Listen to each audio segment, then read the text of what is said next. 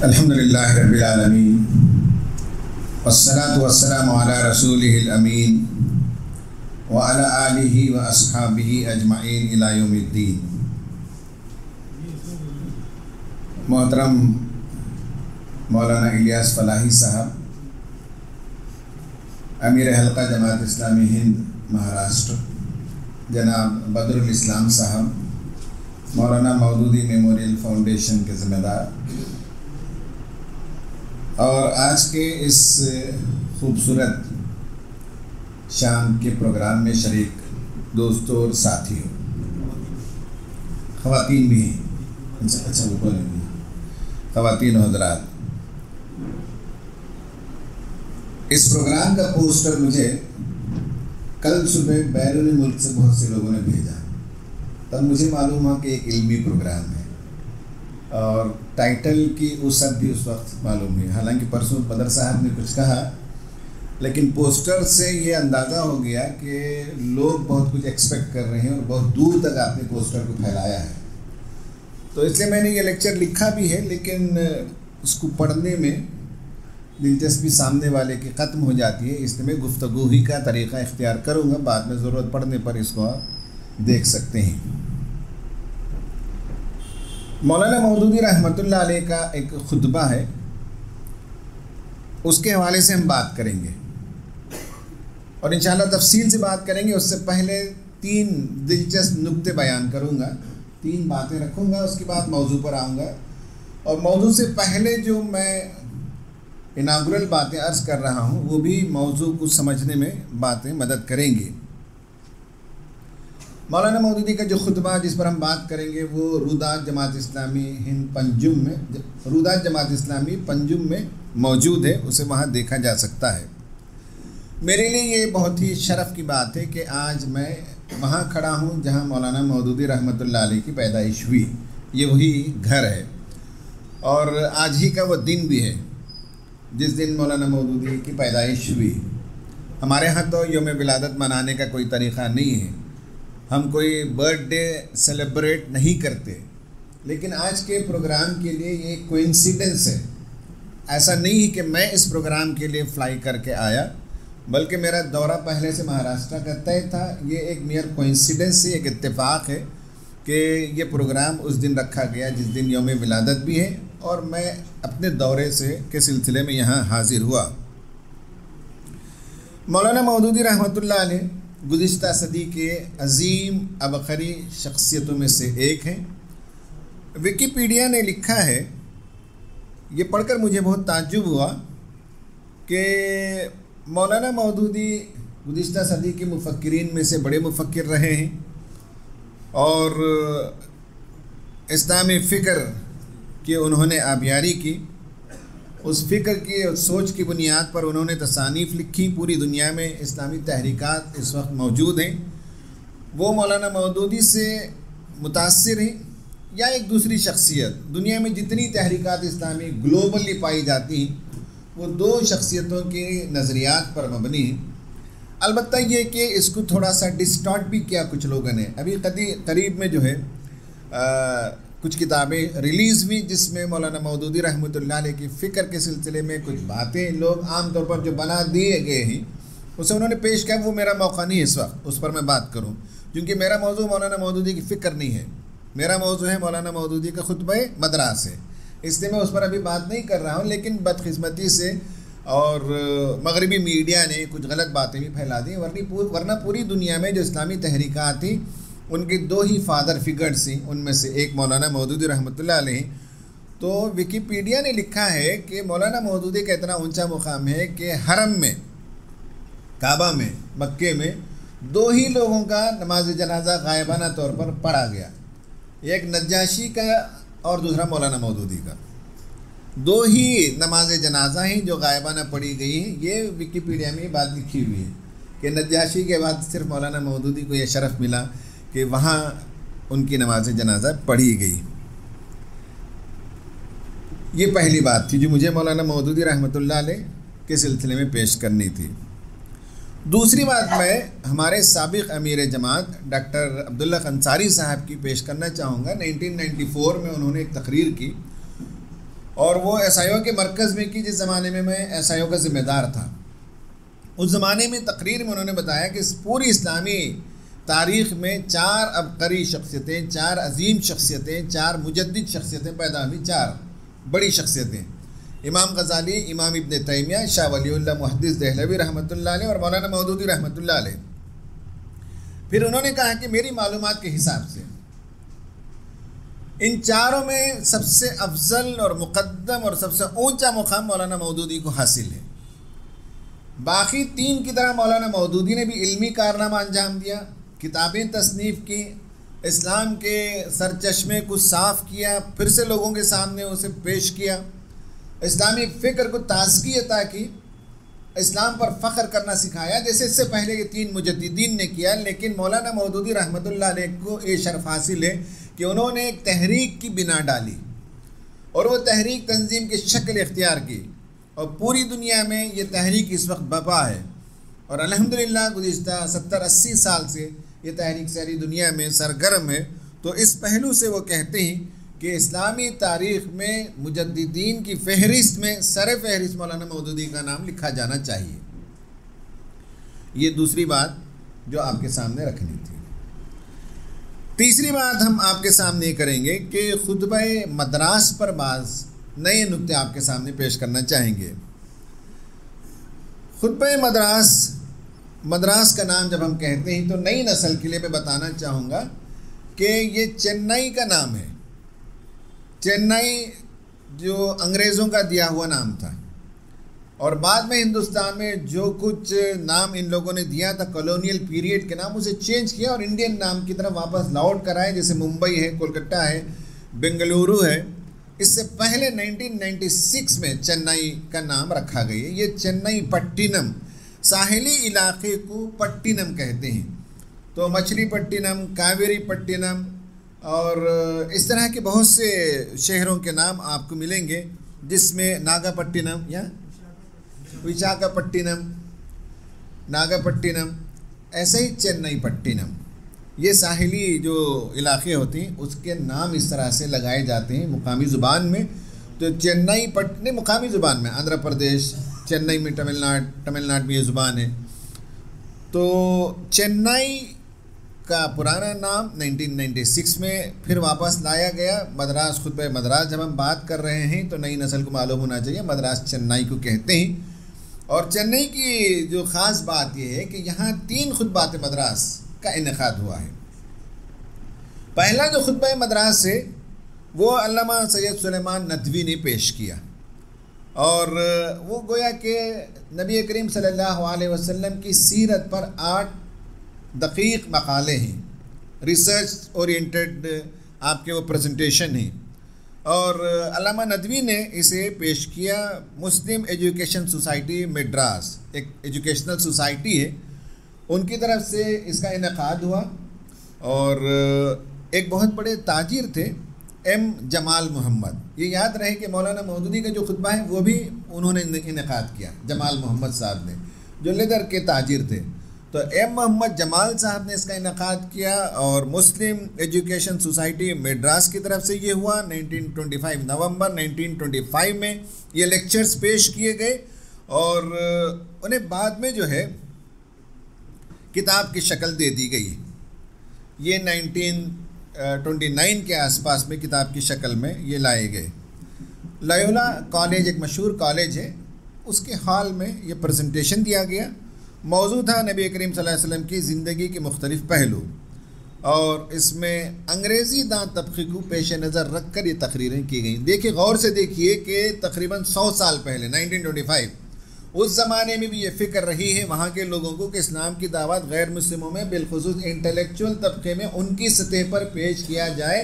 تو یہ بیسیکلی حالانکہ اردو تقریریں ہیں، لیکن غیر مسلموں کے انٹلیکچول کو سامنے رکھ کر یہ تقریریں لکھی گئیں، پیش کی گئی 1925 میں، اور 1929 میں اسے کتابی شکل دی گئی انگریزی میں ٹرانسلیٹ کرنے کے بعد۔ اس کے بعد یہ ہے کہ دوسری جو سیریز ہے مدراس لیکچرز کی، وہ ہے علامہ اقبال کی۔ یہ 1929 میں یہ تقریریں پیش کی انہوں نے 5، 6، 7 جنوری کو گوکھلے ہال میں پیش کی یہ تقریریں، اور اس کو جو ہے وہاں کی میڈراس مسلم ایسوسیشن نے انعقاد کیا۔ بہت ہی عالمانہ، بہت ہی فاضلانہ، بہت ہی پیچیدہ، بہت ہی کمپلیکس آئیڈیاز کو زیر بحث لائے، اور اس میں بھی علامہ اقبال کے پیش نظر یہ تھا کہ اسلام کی جو انٹلیکچوئل سپریمیسی ہے، انٹلیکچولی جو کنسسٹنٹ ہے، کوہیرنٹ ہے، کہیں انکنسسٹنسی نہیں ہے اسلامی تھاٹ میں، اسلامک تھاٹ میں کہیں انکوہیرنس نہیں ہے۔ یہ ساری چیزوں کو ثابت کرنے کے لیے فلسفیانہ زبان میں انہوں نے 3 دن میں یہ تقریریں کی، جو بعد میں مرتب ہوئی the reconstruction of religious thought in Islam کی شکل میں۔ اسے خطبہ مدراس نہیں کہا جاتا، اس کو کہا جاتا ہے the reconstruction of religious thought in Islam. یہ دوسری چیز ہے خطبہ مدراس کے حوالے سے، یہ عبقری شخصیتیں اس زمانے کی تو انہوں نے پیش کی۔ یہ اس کے بعد جو ہے مولانا مودودی رحمۃ اللہ علیہ کا خطبہ ہے، تیسرا خطبہ۔ یہ جماعت اسلامی کے حلقہ جاتی اجتماعات ہوا کرتے تھے، اس میں صدن مدراس کے حلقے کا اجتماع ہوا ارکان و کارکنان کے درمیان 26 اپریل 1947 کو یہ تقریر ہوئی۔ اس اجتماع میں اس زمانے میں مسلم لیگ کے لوگوں نے بہت ہلہ مچایا، بہت ہنگامہ کیا، اجتماع کے انعقاد میں روڑے اٹکائے، اجتماع کو منعقد کرنے نہیں دیا گیا، پھر اس کے بعد جو ہے توڑ پھوڑ بھی کیا۔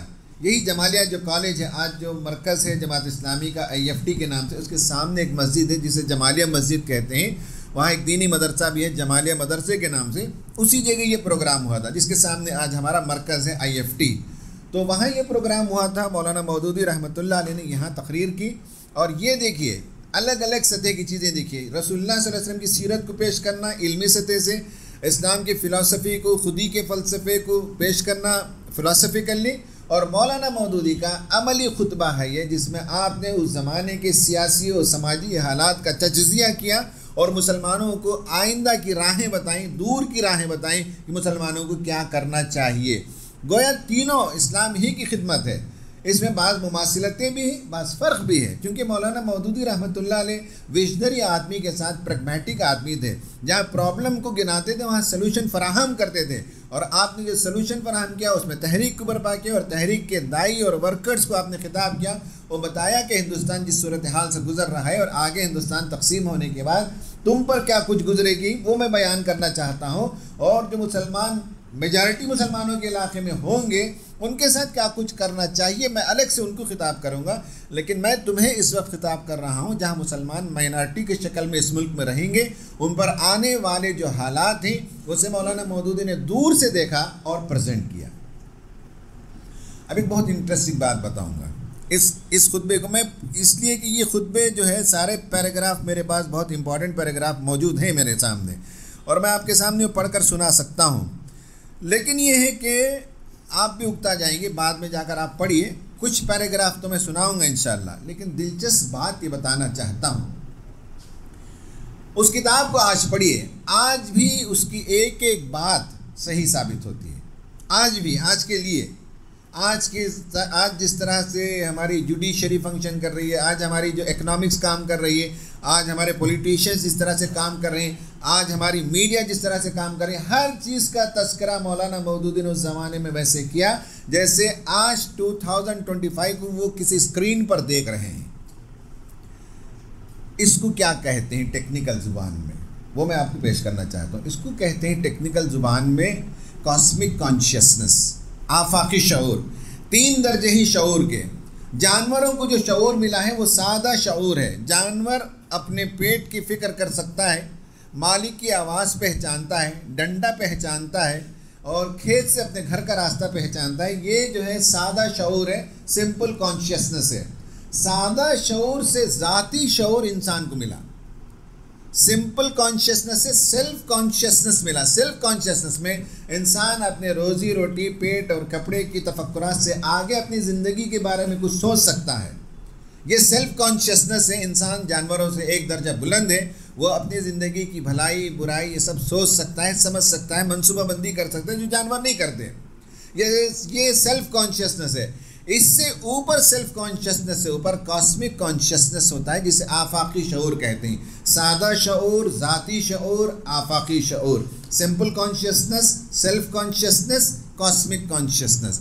اللہ تعالیٰ انبیاء کو یہ کاسمک کانشیسنس عطا کرتا ہے، وہ کاسمک لیول پر دیکھتے ہیں، وہ آفاقی سطح سے دیکھتے ہیں۔ جیسا سیٹلائٹ دیکھتا ہے آج کے زمانے میں، پوری دنیا کو ایک آنکھ سے سیٹلائٹ دیکھتا ہے اور میپنگ کر سکتا ہے کہ کیا ہو رہا ہے، اور مستقبل پریڈکٹ کرتا ہے کہ کون سے ساحلی علاقے جو آئندہ 5 سال کے اندر ڈوب جائیں گے، کون سے وولکنوز ہیں جو اس وقت اندر ہیں اور آئندہ 2 سال کے اندر پھٹ کر باہر آئیں گے۔ ایک آنکھ دیکھتی ہے اوپر سے، سیٹلائٹ کی آنکھ، اور آج کی دنیا کو بھی دیکھتی ہے، آئندہ 5 سال 10 سال کے بعد کی دنیا کو پریڈکٹ کرتی ہے وہ آنکھ۔ اسی طرح اللہ تعالیٰ نے انبیاء کو یہ آفاقی شعور عطا کیا تھا۔ آپ کو معلوم ہے وَنُورِيَ إِبْرَاهِيمَ مَلَكُوتَ السَّمَاوَاتِ وَالْأَرْضِ لِيَكُونَ مِنَ الْمُوقِنِينَ، صحیح ہے نا مولانا؟ اللہ تعالیٰ نے ملکوت سماوات والارض، آسمان و زمین جس بنیاد پر کام کرتے ہیں اور ان کی جو پیچیدگیاں ہیں، ان کی جو فنکشننگ ہے، اس فنکشننگ کو اللہ تعالیٰ نے حضرت ابراہیم علیہ السلام پر آشکارا کیا، اور یہ آفاقی شعور تھا۔ ہم نہیں سمجھ پاتے، حضرت ابراہیم کو اللہ تعالیٰ نے بتا دیا زمین و آسمان کی گردش، اور اس میں جو حکمت پوشیدہ ہیں وہ انہیں سمجھایا۔ حضرت موسیٰ علیہ السلام کو اللہ تعالیٰ نے راست بلایا اور خطاب کیا، ایڈریس کیا۔ اللہ تعالیٰ جسے ایڈریس کرے اس سے زیادہ کاسمک کانشیسنس کیا ہو سکتا ہے؟ اور نبی صلی اللہ علیہ وسلم کو اللہ تعالیٰ نے ہجرت پر بلایا، معراج پر بلایا، اور معراج میں جانے کے بعد بہت سی چیزوں کو آپ نے دیکھا اور مشاہدہ کیا۔ یہ کاسمک کانشیسنس ہے۔ یہی کاسمک کانشیسنس ایک درجے میں جو مجددین ہوتے ہیں، جو ریوائولسٹ ہوتے ہیں، جو عبقری شخصیتیں ہوتی ہیں، انہیں اللہ تعالیٰ عطا کرتا ہے۔ مولانا مودودی رحمۃ اللہ علیہ کو بھی اللہ تعالیٰ نے یہ کاسمک کانشیسنس عطا کیا تھا، یہ آفاقی شعور عطا کیا تھا کہ 1947 میں مدراس میں کھڑے ہو کر تقریر کر رہے تھے، لیکن 2025 کے ہندوستان کو بھی وہ دیکھ رہے تھے۔ اور مسلمانوں کو اس زمانے میں انہوں نے جو کرنے کے کام بتائے، وہ جو کچھ کیا ہم نے سو کیا، جو نہیں کر سکے آج بھی ہمیں احساس ہے کہ وہ اگر کرتے تو اچھا ہوتا۔ تو اس طرح سے یہ کاسمک کانشیسنس کی مثال ہے یہ تقریر، یہ خطبہ مدراس آپ پڑھیں گے تو عش کر جائیں گے کہ اللہ تعالیٰ نے انہیں کتنا اونچا شعور عطا کیا تھا۔ جب بھی آپ دنیا میں کام کریں گے، قیادت کی پوزیشن میں آئیں گے، عام لوگوں سے اگر تھوڑا سا آگے دیکھنے کی صلاحیت آپ کے اندر موجود نہیں ہے تو آپ قائد نہیں ہو سکتے۔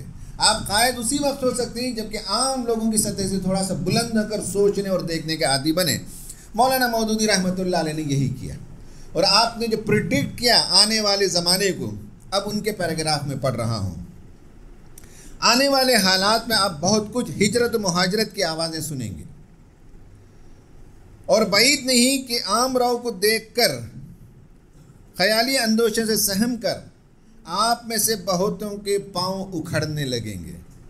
عام امت مسلمہ کی صورتحال سے آپ بھی متاثر ہوں گے، لیکن آپ جس مشن کے حامل ہیں اس کا مطالبہ یہ ہے کہ آپ میں سے جو شخص جہاں ہے وہیں ڈٹ جائے اور اپنی دعوت کو اپنے ہی علاقے کی زندگی پر غالب کرنے کی کوشش کرے۔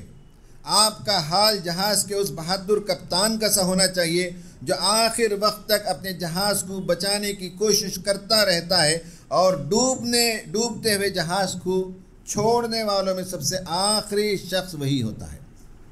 تو تمہارا حال کیپٹن کا ہونا چاہیے، تمہارا حال ڈرائیور کا ہونا چاہیے، پائلٹ کا ہونا چاہیے، اور ڈوبتی کشتی ڈوب جائے لیکن آخری ڈوبنے والوں میں کپتان ہوتا ہے۔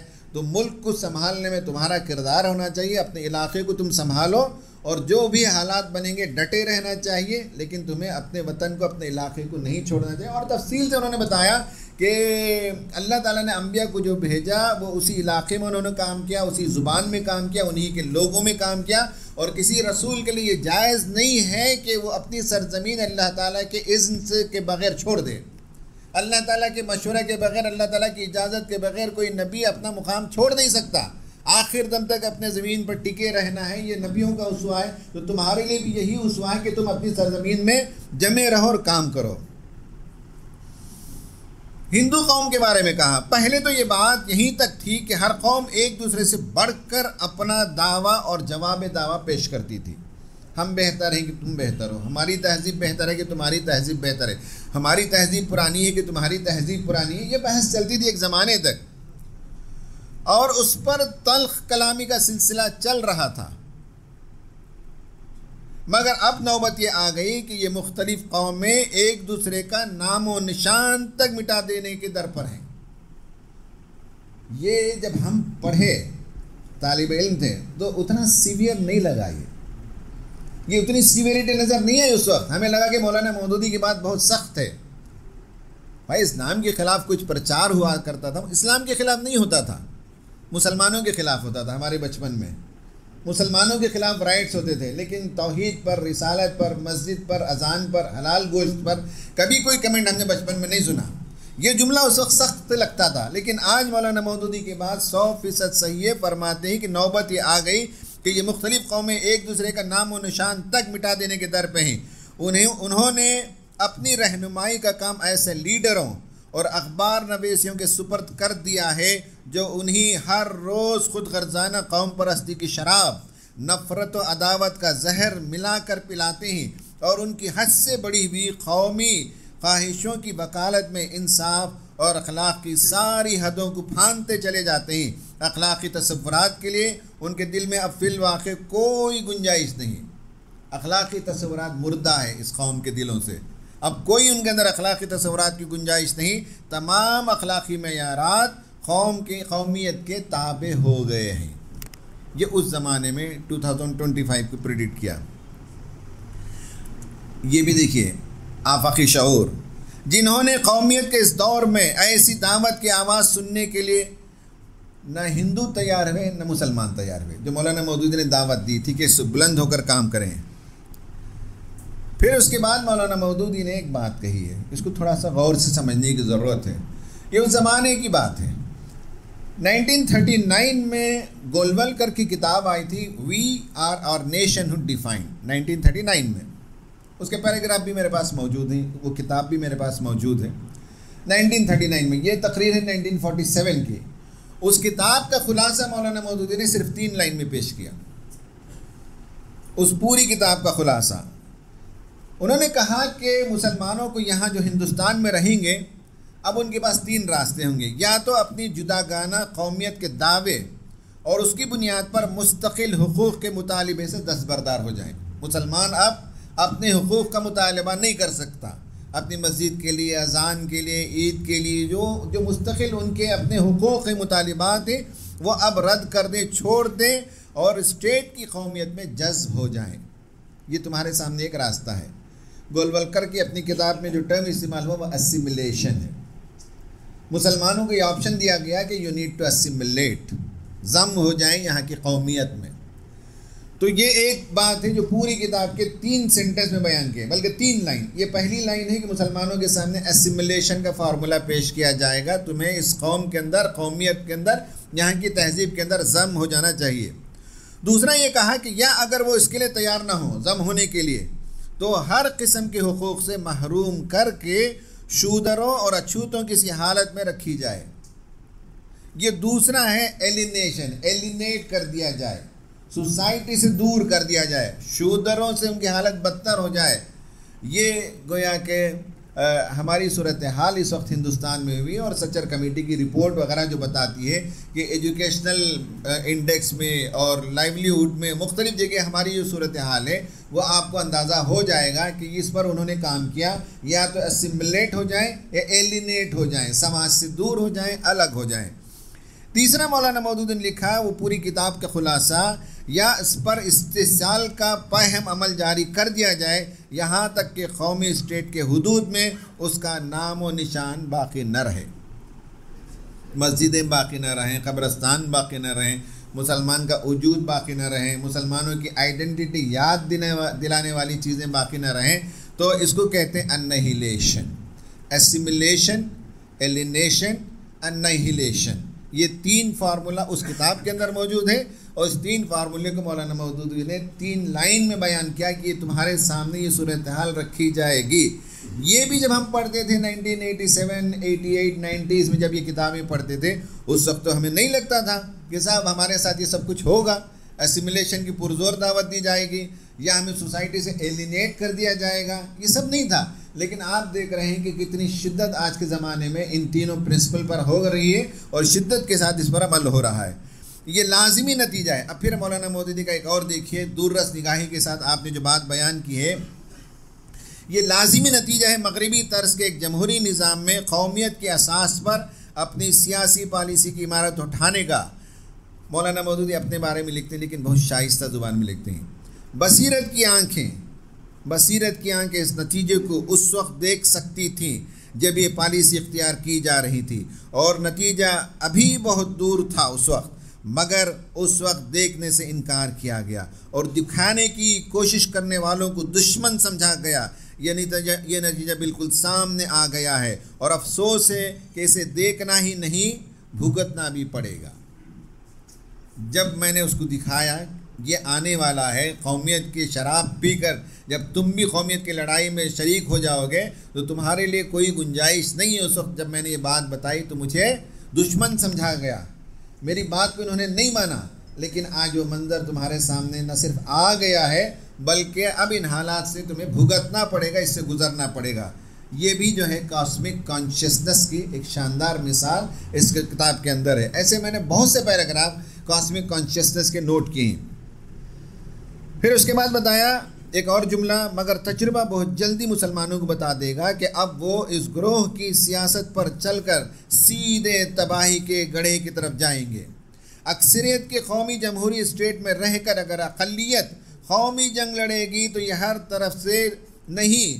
ہر طرف سے دبائی اور کچل دی جائے گی، زندگی کے ہر شعبے سے نکالی جائے گی، ہر قسم کے حقوق سے محروم کی جائے گی، اچھوتوں سے بھی بدتر حالت میں گرا دی جائے گی، اور پھر بھی اگر اس کی آواز اٹھتی رہے تو اسے اس طرح مٹا دیا جائے گا کہ اس پر نہ زمین روئے گی نہ آسمان۔ یہ بھی ایک کاسمک کانشیسنس کا سٹیٹمنٹ ہے کہ آپ نے مستقبل میں سب دیکھا۔ یہ کہ نیشنلسٹ جو مسلمانوں میں نیشنلسٹ ہوں گے وہ مسلمانوں کی پالیسی قبول کر کے ہندو قومیت میں جذب ہونے پر تیار ہو جائیں گے۔ مسلمانوں کا ایک طبقہ تیار ہو جائے گا۔ آج یونیورسٹیوں میں آپ دیکھیں گے جو بڑے بڑے عہدوں پر فائز ہوتے ہیں یا جو دیگر حکومت کے سرکاری جگہ پر فائز ہوتے ہیں، وہ لوگ ہوتے ہیں جنہوں نے اپنے آپ کو ضم کرنے کے لیے تیار کر لیا ہو، تب ان کے سامنے یہ سب دروازے کھلتے ہیں۔ دوسرے کہ مسلمان اگر قوم پرستی کے موجودہ روش پر چلتے رہیں گے تو یہاں تک کہ مٹ جائیں گے، ختم ہو جائیں گے، اب اپنی قومیت کی شناخت نہیں بچا سکیں گے۔ تیسرے یہ کہ 3 راستے ہیں، یا تو ضم ہو جائیں، ایک راستہ، دوسرا راستہ ہندو قومیت کے درمیان مسلم قومیت کی راگ الاپیں، تیسرا راستہ تمہارے سامنے یہ ہے کہ قوم پرستی اور اس کے طور طریقوں اور اس کے دعووں اور اس کے مطالبوں سے توبہ کر کے اسلام کی رہنمائی قبول کر لیں جس کا تقاضا ہے، اسلام کے نمائندہ بن جائیں۔ نہ اب تم قومیت کے نمائندے بنو اور نہ ہی تم کسی اور قوم میں ضم ہونے کی فکر کرو، ٹھیک اسلام کے نمائندے اور علم بردار بن جاؤ، تمہاری قسمت جو ہے وہ چمک جائے گی اور دنیا اور آخرت دونوں کی کامیابی ہے۔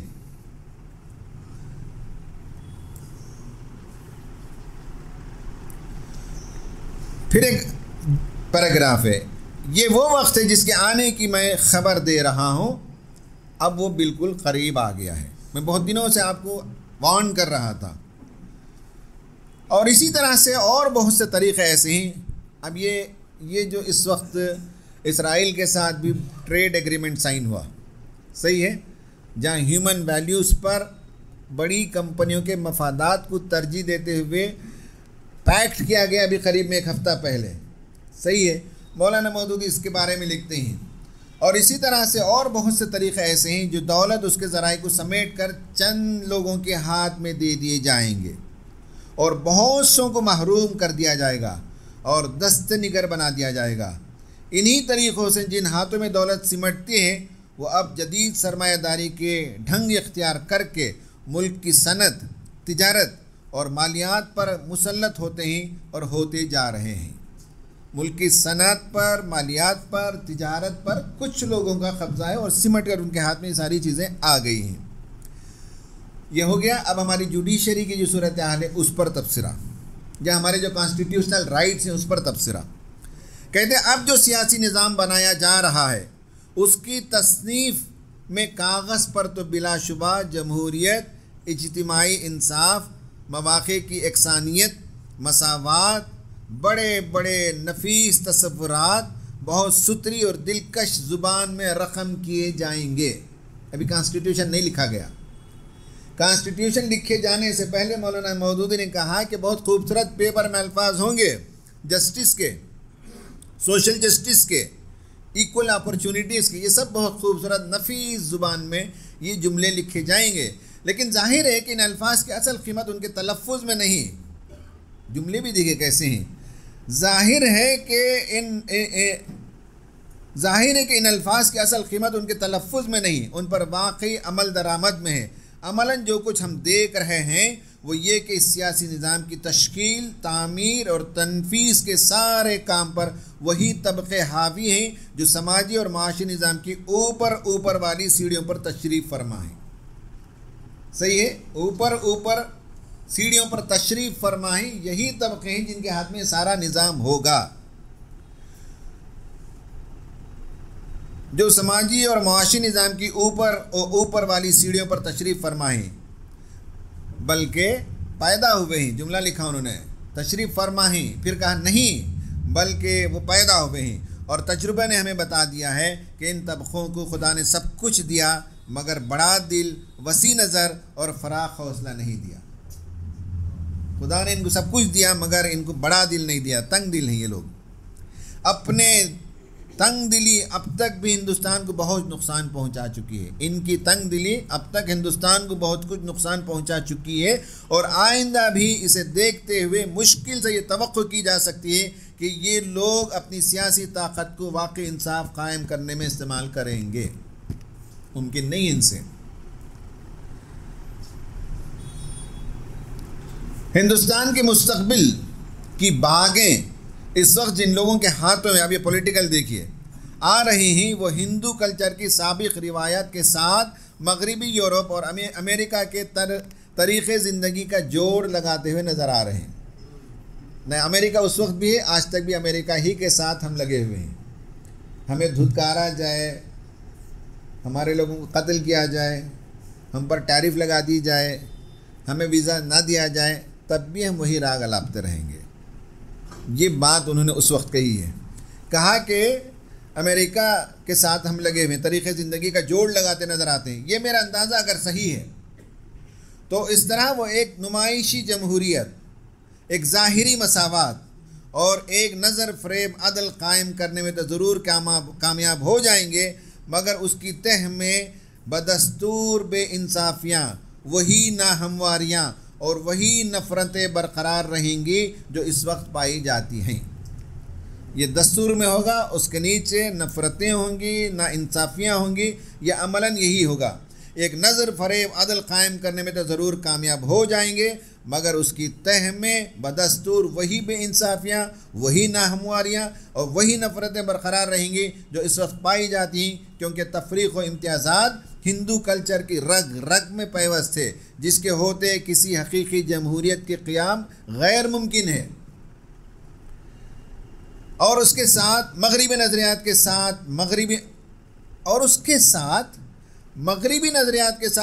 نظریات کا جوڑ لگنے سے اس کے سوا کچھ حاصل ہونے کی امید نہیں کی جا سکتی کہ اونچے طبقوں کی برتری و سرمایہ داری کو الیکشنوں اور ووٹوں کے حاصل کرنے کا ذریعہ بنایا جائے اور اسے سند جواز مل جائے۔ صاحب یہ مطلب سرمایہ دار اپنے پیسوں کے لیے سند جواز پیدا کرنے کے لیے یہ ووٹ حاصل کریں گے دوسروں کے ذریعے سے۔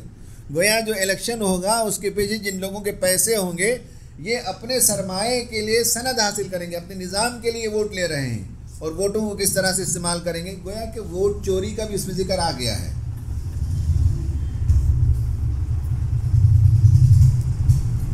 پھر کہا کہ اس لیے یہ امر قریب یقینی نظر آتا ہے کہ یہ لوگ بہت جلد ہی ہندوستان کی عام آبادی کو مایوس کر دیں گے، ان کے ہاتھوں انصاف قائم نہ ہو سکے گا، اور کچھ زیادہ دیر نہ گزر پائے گی کہ ہندوستانی عوام، کسان آندولن، کسان، مزدور اور خود اونچے طبقے کے محروم لوگ کسی دوسرے منصفانہ نظام کی طلب میں بے چین ہونے لگیں گے۔ یہ طبقوں کا نام لیا، اپر کاسٹ میں بھی وہ، کیونکہ آپ کو معلوم ہونا چاہیے وہاں بھی دو اپر کاسٹ میں پھر دو گروپ ہیں، ایک گروپ اس وقت حاوی ہے، دوسرا گروپ حاوی نہیں ہے، وہ کسان مزدور، یہ سب طبقے جو ہے انصاف کے لیے لڑائی لڑیں گے، وہ کھڑے ہو جائیں گے۔ اس کے بعد مولانا مودودی رحمۃ اللہ علیہ نے ہمیں 4 باتیں بیان کی، 4 فارمولے دیے، سمپل زبان میں میں پیش کر رہا ہوں۔ سب سے مقدم کام یہ ہے کہ اس وقت قومی کشمکش کا خاتمہ کیا جائے جو ہندوؤں اور مسلمانوں کے درمیان اب تک برپا رہی۔ نمبر 1، قومی کشمکش کو دور کیا جائے۔ جماعت اسلامی کی پیش رفت انشاءاللہ میں بتاؤں گا کہ ہم نے اس میں اچھا خاصا کام کیا۔ دوسرا اہم کام یہ ہمارے لیے کہ ہم مسلمانوں میں وسیع پیمانے پر اسلام کا علم پھیلائیں، ان میں اسلام کی دعوت و تبلیغ کا عام جذبہ پیدا کریں اور ان کی اخلاق کی اور تمدنی اور معاشرتی زندگی کی اس حد تک اصلاح کر لیں کہ ان کے ہمسایہ غیر مسلموں کو خود اپنی سوسائٹی کے بنسبت ان کی سوسائٹی بہتر نظر آئے۔ مسلمانوں کی سوسائٹی مسلمانوں کی حد تک داعی بنا دیا جائے، دوسرا کام۔ تیسرا ضروری کام یہ ہے کہ ہم اس ملک کے ذہنی طاقت کا زیادہ سے زیادہ حصہ اپنی دعوت کے لیے فراہم کریں، اس سے باقاعدگی کے ساتھ کام لیں، انٹلیکچوئلس کو ہم آن بورڈ لیں، انگیج کریں۔ نمبر 4، چوتھا ضروری کام یہ کہ ہمارے سب کارکنان اور وہ تمام لوگ جو آئندہ ہماری تحریک سے متاثر ہوں، ہندوستان کی ان مقامی زبانوں کو سیکھیں۔ آپ سے کہا گیا کہ مراٹھی سیکھیں، رائٹ، اور ان میں تقریر و تحریر کی قابلیت بہم پہنچائیں جو آئندہ تعلیم اور لٹریچر کی زبانیں بننے والی ہیں۔ ہم ان سب میں اسلام کا لٹریچر مہیا کریں اور ان سب کو اسلام کی دعوت و تبلیغ کے لیے استعمال کریں گے۔ ایسا کرنا محض غیر مسلموں ہی کی خاطر نہیں بلکہ خود مسلمانوں کی آئندہ نسلوں کو بھی مسلمان رکھنے کے لیے ضروری ہے۔ اب یہ اس وقت کہا انہوں نے، ہم جب چھوٹے تھے تو ہمیں بھی پتہ نہیں ہوا کہ ہمارے بچے جب آئیں گے تو ہمارے بچوں کو میں جب کہتا ہوں پیر کے دن آؤں گا تو بچے پوچھتے ہیں مطلب کیا ہوا؟ منڈے بولنا پڑتا ہے نا بھئی یہ 52 روپے ہے تو پوچھتے ہیں 52 روپے کا مطلب کیا؟ تو بولنا پڑتا ہے 52۔ تو ہماری ہی زبان سے بیگانہ ہو جائیں گے ہمارے بچے، یہ تو ہم نے بھی نہیں سوچا تھا، لیکن مولانا مودودی نے بتا دیا کہ یہ تم جو ہے اس دور سے گزرو گے کہ خود تمہارے بچوں کو مسلمان رکھنے کے لیے ضروری ہے کہ مقامی زبان میں اسلامی لٹریچر کو ٹرانسلیٹ کرو۔ جی عادل مدنی صاحب صحیح ہے، کریکٹ؟ آپ جانتے ہیں مراٹھی؟ تھوڑی تھوڑی نہیں چلے گا اس سے۔ یہاں اس میں خادم بہت اچھا کیا آپ نے، صحیح ہے، اور 5-10 منٹ میں ہم بتا دیں گے۔ یہ جو پیش رفت قومی کشمکش کو ختم کرنے کا ہے، بہت ہی شاندار طریقے سے جماعت کے جو اکابر ہندوستانی جماعت کے پہلے مرحلے میں انہوں نے یہ کام کیا۔ جماعت اسلامی جو بنی ہے 1947 ہی سے اس کی تشکیل شروع ہو گئی، 1948 کے فروری میں جا کر باقاعدہ وہ تشکیل پائی ہے، تو اس زمانے سے شروع کیا کہ ہندو اور مسلمانوں کے درمیان قومی کشمکش برپا نہ ہو۔ قومی کشمکش کا نقصان کیا ہوا؟ وہ پاکستان بننا ہوا، بتایا گیا۔ اس سے بننے کے بعد کیا فائدہ ہوا، کیا نقصان ہوا، دنیا آگے دیکھے گی، لیکن ہمیں معلوم ہونا چاہیے کہ یہی ہمارا ملک ہے، یہی ہم پیدا ہوئے، یہی ہم مریں گے، یہاں کے عوام کے درمیان ہمیں جینا اور بسنا اور رہنا ہے، اور یہاں ہمیں کسی قسم کی جو ہے یہ قومی کشمکش نہیں کرنی چاہیے۔ اس میں محی الدین غازی صاحب مسلسل لکھ رہے ہیں کہ وطن کے تئیں احساس ذمہ داری، جماعت اسلامی ہند کی کوششوں کا تذکرہ غازی صاحب نے لکھا، جس میں مولانا ابواللیث اصلاحی ندوی رحمۃ اللہ علیہ کی تقریر و تحریر کے لمبے اقتباسات ہیں۔ میرے پاس بھی بہت لمبے اقتباسات ہیں، لیکن مجھے ڈر ہے کہ اتنا لمبا اگر پڑھوں تو لوگ جو ہے اگتا جائیں گے۔ تو دیکھ سکتے ہیں کہ مولانا نے کیا فرمایا، ان میں سے صرف ایک بات کہتا ہوں، وہ یہ کہ جب ہم جماعت اسلامی کی الیکشن پالیسی کو ایکسپلین کرتے ہیں تو لوگ پوچھتے ہیں بھائی مسلمانوں کی نمائندگی کے لیے آپ کیا کر رہے ہیں؟ 1948 کی تقریر میں مولانا نے کہا ہے ابواللیث صاحب نے کہ یہ قومی کشمکش سے اگر نکلنا ہو تو تمہیں مسلمانوں کی نمائندگی وغیرہ پر غور ہی نہیں کرنا ہے۔ یہاں جو انصاف قائم کر سکتا ہے، یہاں جو اس ملک کو امن کے راستے پر لے جا سکتا ہے، یہ تمہاری ترجیح اول ہونی چاہیے۔ جس دن تم پھر جو ہے نمائندگی اور ریپرزنٹیشن کا سوال اٹھاؤ گے، یہی کشمکش سے دوچار ہو جاؤ گے۔ اس وقت انہوں نے ہمیں تنبیہ کی تھی، جہاں حالات ہو، موقع ہو، لیں ضرور ریپرزنٹیشن، لیکن یہ ہماری بنیادی چیز نہیں ہونی چاہیے جو اس وقت ہندوستان کے اندر بھی، خود ہماری تنظیم کے بھی نئی نسل کے اندر جو ہے آئیڈینٹی پولیٹکس جڑ پکڑ رہی ہے، آئیڈینٹی پولیٹکس۔ تو آئیڈینٹی پولیٹکس پر امیر جماعت نے کافی لکھا ہے، کافی کہا ہے۔ آئیڈینٹی پولیٹکس جو ہے یہ زہر ہے، اگین یہ قومی کشمکش ہے، اور ہم افورڈ نہیں کر سکتے ہندوستان میں قومی کشمکش کے لیے. ہمیں دائی بن کر، مسیحا بن کر، سارے ملک کو نجات دہندہ بن کر سامنے آنا ہے. آئیڈینٹی پولیٹکس ہمارے لیے نقصان دہ ہے. اس پر علمی باتیں ہمارے ذمہ داروں نے کہی ہیں. یہ پہلی جو بات ہے میں سمجھتا ہوں مولانا مودودی نے جو بات کہی، جو فارمولہ دیا قومی کشمکش کے خاتمے کے لیے، ماشاءاللہ اس پر جماعت نے کافی حد تک کام کیا. اب امت مسلمہ کا جو سنجیدہ طبقہ ہے وہ بھی 50 سال 60 سال کے بعد اس بات کو سمجھنے لگا ہے، پہلے نہیں سمجھا. البتہ مولانا مودودی کے جو دوسرے تیسرے نمبر کے جو سجیشنز ہیں اس میں ہمارا کام ذرا کم ہے. یہ کہ مسلمانوں میں وسیع پیمانے پر اسلام کا علم عام کر دیا جائے. 4-5 کروڑ کی آبادی مسلمانوں کی ہندوستان میں رہے گی، اور اس میں اگر 20% لوگ، اس وقت کہا 20% لوگ بھی اگر اس کی طرف آگے بڑھیں گے تو انہوں نے کہا کہ میں سمجھتا ہوں کہ 20-25 لاکھ دائی اگر آپ کے درمیان ہو جائیں تو اس سے زیادہ خوش آئند پہلو اسلام کے لیے کچھ نہیں ہے. اس زمانے میں 20-25 لاکھ دائی کی بات کہی جب 4-5 کروڑ کی آبادی تھی. اب 20 کروڑ کی آبادی ہے، لیکن آج بھی ہم اس لیول پر ملت میں، امت میں کام نہیں کر سکے کہ امت جو ہے دائی بن جائے. قول سے نہیں تو اپنے عمل سے، اپنے طریقے سے. وہ بھی نہیں ہے ہمارے پاس. نہ ہماری شادیاں ہیں، نہ ہماری تعلیم گاہیں ہیں، نہ ہمارے اسکولز اس کی گواہی دیتے ہیں. یہ سب گواہی ہم نہیں دے پا رہے ہیں. تو مولانا مودودی نے اس کی طرف اشارہ کیا اور بتایا کہ سب یہ کرنا چاہیے بڑے پیمانے پر. اس میں بعض باتیں اتنی باریک باتیں ہیں. وقت ہو گیا ہے، بدر صاحب پیچھے بیٹھے ہوئے ہیں، اس لیے میں ذرا جلدی سے وائنڈ اپ کر رہا ہوں. وہ یہ ہے کہ ایک بات انہوں نے لکھی ہے، میں ابھی تفصیل میں نہیں جاؤں گا. وہ یہ کہ اگر تم لوگوں نے یہ دائی قوم تیار نہیں کیا، دائی امت تیار نہیں کیا، غیر مسلم اگر مسلمان ہو بھی جائیں گے تو تمہاری زندگی دے کر واپس پلٹ جائیں گے. اور میں تمل ناڈو میں جس زمانے میں رہا کرتا تھا، 50 گاؤں وہ ہے جہاں میس کنورشن ہوا تھا، ہے نا، میناکشی پورم کے بعد. ان میں سے تقریباً 30 ولیجز کو ہم جو ہے جماعت اسلامی کے لوگ ایڈمنسٹر کرتے ہیں. وہاں میں نے اس بات کو اپنی آنکھوں سے دیکھا ہے، مولانا مودودی کی اس بات کو. تو امت مسلمہ کو دائی امت بنانے پر نقطہ نمبر 2 پر جو زور دیا گیا، میں سمجھتا ہوں کہ اس کام میں ابھی بھی ہم کوتاہکار ہیں. ہم بہت تیزی سے امت کو اس طرف نہیں لے جا سکے. نمبر 3، تیسرا ضروری یہ کام ہے کہ اس ملک کی ذہنی طاقت کا زیادہ سے زیادہ حصہ اپنے ساتھ لیا جائے. جماعت نے کوشش کی ہے، ڈاکٹرز کے فورم ہیں، انجینئرز کے فورم ہیں، پروفیشنلز کے فورم ہیں، طلبہ کے فورم ہیں، لڑکیوں کو الگ سے جمع کیا، یوتھ کو الگ سے جمع کیا. اس میدان میں کم از کم 50% آگے بڑھے. لیکن مولانا نے نیچے جو لکھا ہے وہ یہ کہ بہترین جرنلسٹ تمہارے پاس ہوں، بہترین رائٹرز تمہارے پاس موجود ہوں. صحیح بات ہے کہ اس معاملے میں نیشنل لیول پر، نیشنل مین اسٹریم کے میڈیا کے لیول کے ہمارے پاس جرنلسٹ موجود نہیں جو لکھیں تو لوگ انتظار کریں کہ ان کے آرٹیکل پڑھے جائیں. ایسے لوگوں کو آپ انگلی میں گن سکتے ہیں، اس سے زیادہ ہم نے تیار نہیں کیا. آج بچے ہمارے پرٹیکولرلی جو نئی نسل ہے، ہمارے جو بچے ہیں، ان کا مطالعہ جو ہے ناول کا، کامکس کا اور اس طرح کی چیزیں جو پڑھنے کا شوق ہے، اس میں ایک لٹریچر بھی ہم فراہم نہیں کر سکے. آج کے بچے جو ہے نان فکشن نہیں پڑھتے، فکشن ان کو شوق ہوتا ہے.